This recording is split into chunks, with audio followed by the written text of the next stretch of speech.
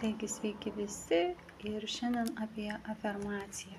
Ką reikia žinoti apie afirmaciją ir kaip ją atlikti teisingai. Vadinasi, kaip ją atlikti taip, kad ji išties būtų veiksminga. Ir daugiau tada šiandien pasakosiu apie pačią afirmaciją, kaip ta afirmacija yra atliekama ir kodėl jinai atliekama. Ir kaip ir kokiu būdu ta afirmacija tampa veiksminga. Afirmacija šiaip iš esmės yra pats kažkoks tai žodžių junginys. Vadinasi, tai susideda iš kažkokio tai sakinio, kurio metu žmogus nuolat kartodamas tuos pačius žodžius, jisai galima sakyti save programuoja. Tai yra afirmacija. Todėl yra labai svarbus afirmacinis pasiruošimas. Žodžių tarimas jis neturi būti, tarkime, kad šiaip, tarkim, neturiu ką veikti ir nusprendžiau pakalbėti afirmaciją. Tada afirmacija nėra veiksminga.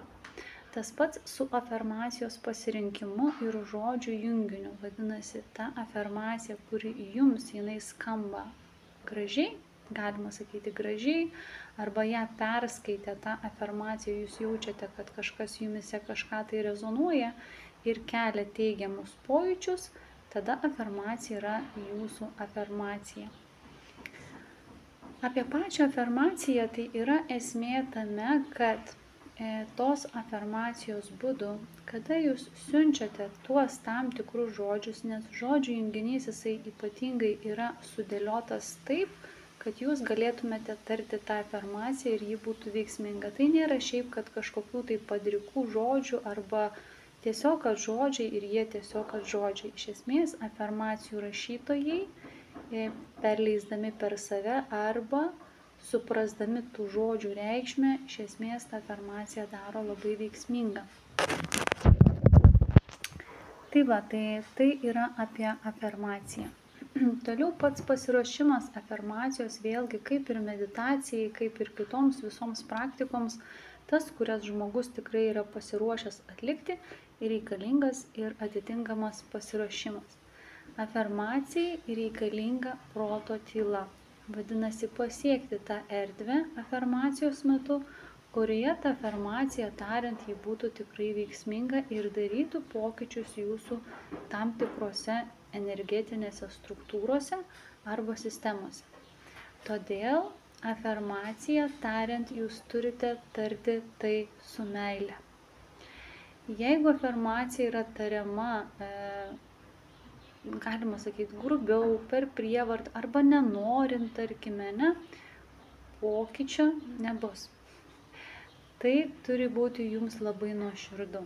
Iš esmės, nuoširdus dalykai atsiranda tais atvejais, kada yra žmogus pasiruošęs tą afirmaciją arba kažkokią tai kitą praktiką arba šiaip kažkokiems kitiems momentams yra pasiruošęs tam. Vadinasi, pasiruošęs tai atlikti. Todėl, renkantis afirmaciją, jauskite patys, kuri afirmacija yra jūsų afirmacija ir tada lieka pasiruošimas. Pirmiausia, afirmacijos pasirinkimas, o vėliau afirmacijos pasiruošimas. Afirmacijos pasiruošimas yra tais atvejais, kada jūs puikiai ir aiškiai suvokiate vėlgi, kad jūs pasirūpinate visais išoriniais faktoriais, kurie galėtų jūs išvesti iš šios būsenos. Vadinasi, tas pats, kas meditacija. Jūs turite pasiruošti, kad jums meditacija tikrai pavyktų ir būtų veiksminga meditacija, kada jūs galėtumėt nuraminti savo protą, nuraminti mintis, tas pats yra ir su afirmacija. Tik tiek, kad afirmacija lygiai ta pati kaip ir meditacija, tik tai, kad žodžių tarimas. Vadinasi, tie patys žodžiai nuolatos kartojami ir tariami. Kas mantroje yra dainuojami žodžiai, tas afirmacijoje yra kalbami žodžiai. Tai lygiai tos pačios struktūros, sistemos, tik tai tiek, kad skirtingas kažkoks tai veiksmas. Vat tai yra skirtumai tokie. Afirmacija šiaip iš esmės yra vienas iš pagrindinių momentų, tai vadinasi neprašymas iš kažkur tai kažko. Tai, tarkime, prašau man atsiųsti ten kažką tai, ir nuolatos tai kartoju. Tai aš vis dėlto visada linkstu į tą pusę, kad dirbti su savimi. Vadinasi, dėmesys turi būti nukreiptas į save. Ne kažką prašau iš išorės, o aš leidžiu atsiverti savo pačiai, kad tai ateitų į mano gyvenimą. Ir tai keičia iš esmės pačios afirmacijos žodžių struktūrą. Žodžių junginys, jisai keičia visą krypties judėjimą, vadinasi. Tai būtų du tokie skirtumai, pavyzdžiui, aš prašau, kad į mano gyvenimą ateitų džiaugsmas, laimė ar kažkokie kiti dalykai. Vadinasi, jūs sakote, kad jūs to neturite ir jūs norite, kad kažkas jums tai duotų. Ir tai yra afirmacija neveiksminga. Jinai, jeigu jūs ir ateis kažkas tokio, tai ateis tai netikra ir panašiai. Todėl labai svarbu suprasti, ką jūs savyje programuojate. Nes jeigu jūs užprogramuosite, kaip aš sakau, kad kažkas kažką tai duotų, tai visada būsite paprašaikomis.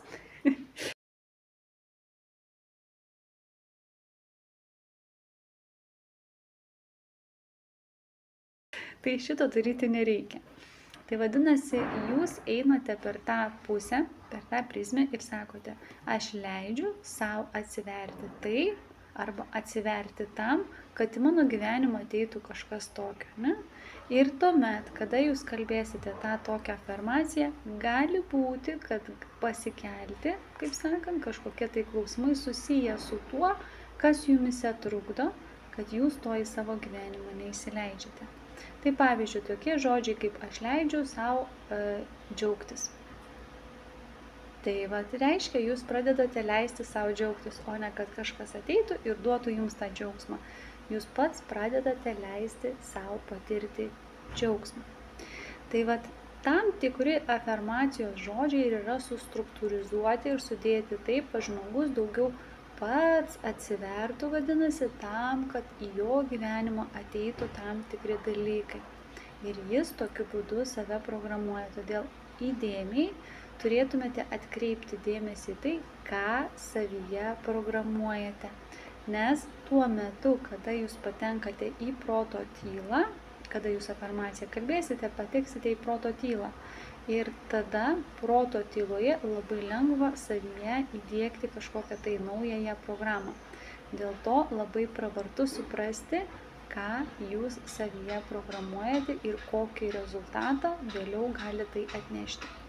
Todėl afirmacijos pasiruošimui pirmiausia, ką visada patariu, turėti žvakutę.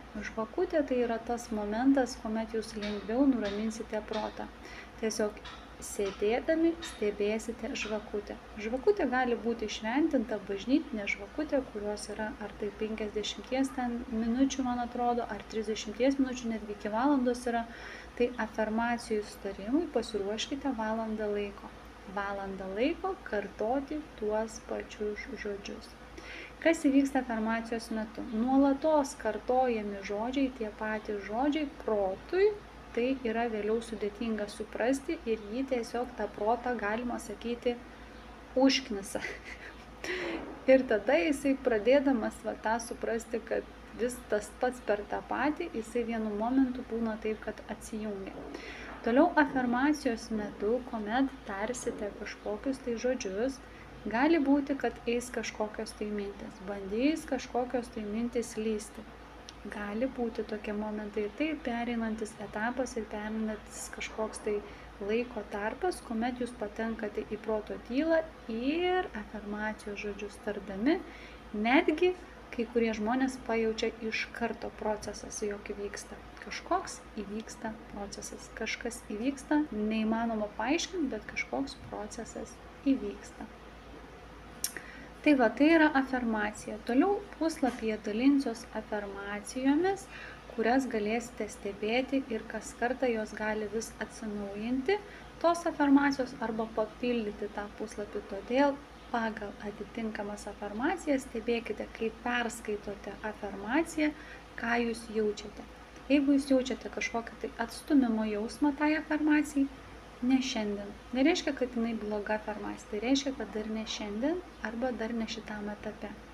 Ir imkite tą afirmaciją, kuri jums yra nuoširdi, kuri jums tiesiog, kaip aš sakau, gula ant širdies. Tai būtent ta afirmacija vadinasi yra jūsų šiandienos afirmacija. Kaip minėjau, valanda laiko, pasiruošimas, kad niekas neišvestų iš tos būsenos, žvakutės stebėjimas, žvakutę galite pasistatyti kažkur tai netoliese, arba rankoje laikyti, arba tiesiog pasistatyti kokį 30-40 cm, pasirūpinti, kad aišku žvakė jinai atitinkamai stovėtų ir panašiai, ir tokiu būdu stebėdami žvakės liepsną pradėkite tarti afirmacijos žodžius. Vėliau galite užsimerkti ir toliau mintise arba garsiai tarti tuos afirmacijos žodžius nuolatos kartojant. Tai afirmacijos pasiruošimui yra lygiai tas pats kaip ir meditacijai, ir visoms kitoms praktikoms tam reikia laiko, ir visada rekomenduoju pasiplanuoti iki valandos. Gali būti, kad jūs iš afirmacijos tarimo galite grįžti po 45 minučių, nes pajausite, kad kažkas įvyko su jumis ir jūs tiesiog iš karto grįšite. Kartais nutinka, kad kai kurias afirmacijas reikia kartoti keletą dienų iš eilės, tarkim, pagal savo pojūtį. Jeigu jūs traukia kalbėti tą afirmaciją, tuomet toliau kalbėkite tą afirmaciją sekančią dieną, galite grįžti prie tos pačios afirmacijos.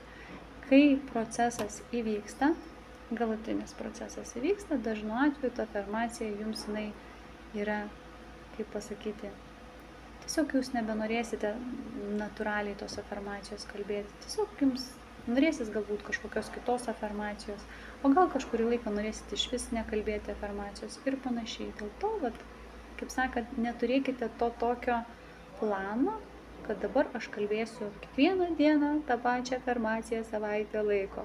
Taip nėra. Iš esmės viskas eina per patį vidinį pojūtį. Kuomet įvyksta procesas, jums ta afirmacija bus, kaip sakant, jau ir nereikalinga ir jūs nenorėsite. Net nebus nei norų, nei nenorų. Iš esmės nebelieka nei noriu ar nenoriu kažkokio tai. Iš esmės tai tiesiog žinosite, kad su ta afirmacija jau viskas baigta. Tai šiandien tiek apie pačią afirmaciją ir kaip minėjau, tada dalinsiuos karts nuo karto afirmacijomis, kurios ateis, karts nuo karto papildys naujos, o galbūt kažkurios jau bus ir ištrinamos.